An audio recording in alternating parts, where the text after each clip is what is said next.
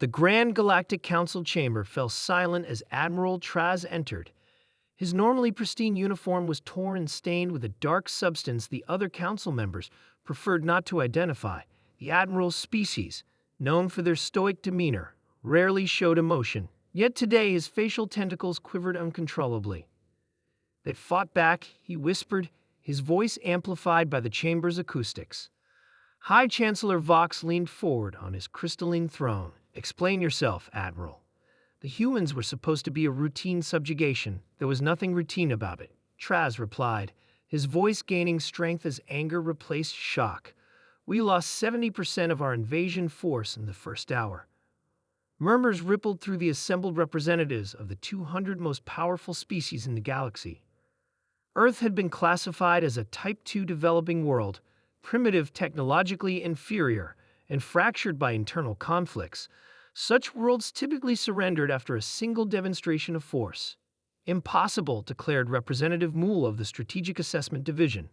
Our intelligence indicated they possessed no unified defense system, minimal orbital capabilities, and primitive kinetic weapons.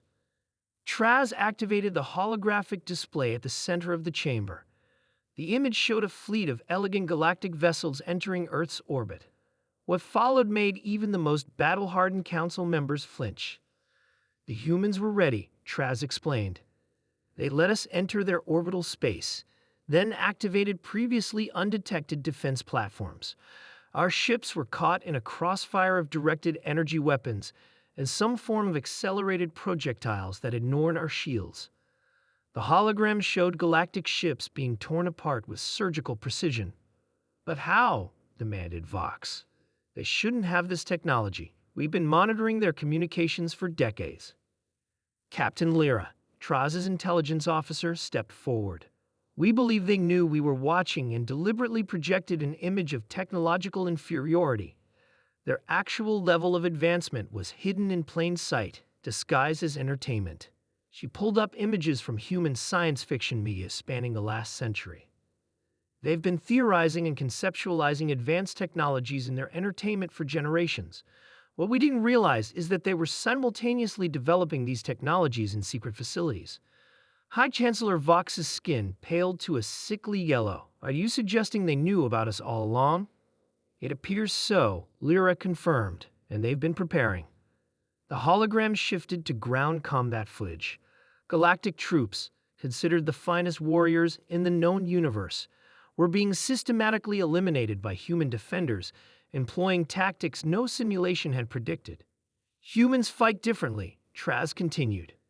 They don't follow conventional military doctrine. They adapt constantly, using their environment and improvising weapons from whatever is available. And they never stop. Even when outmatched, they continue fighting. What's most disturbing, Lyra added, is their psychological warfare. During the battle, they broadcast messages on our own communication channels, detailed personal information about our commanders, their families, their homeworlds.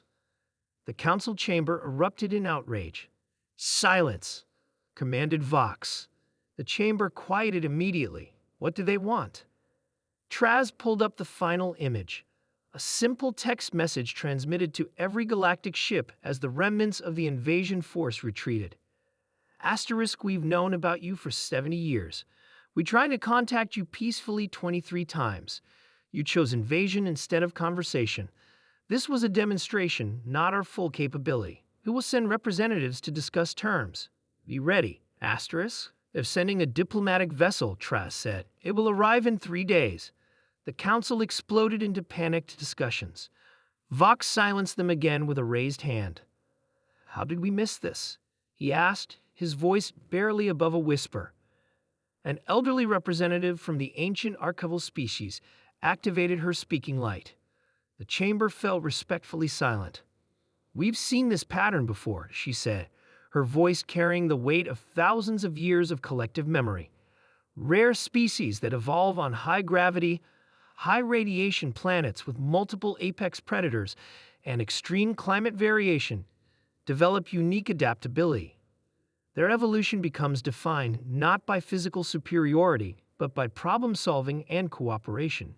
She paused, Looking at each council member in turn, the last species with this profile was the precursors, the founders of our galactic society, whose technologies we still cannot fully replicate, came from a world much like Earth.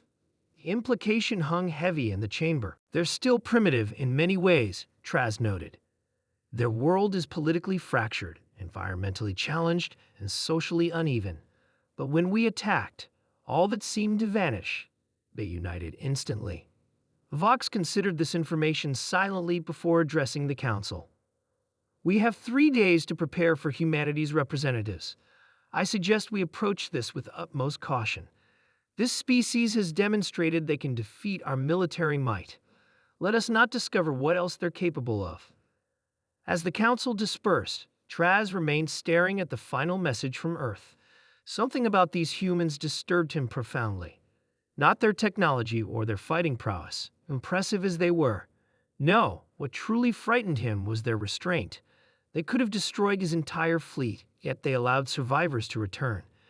They weren't just delivering a message, they were setting the stage for whatever came next. And judging by how thoroughly they had prepared for this first encounter, Admiral Traz suspected humanity's plans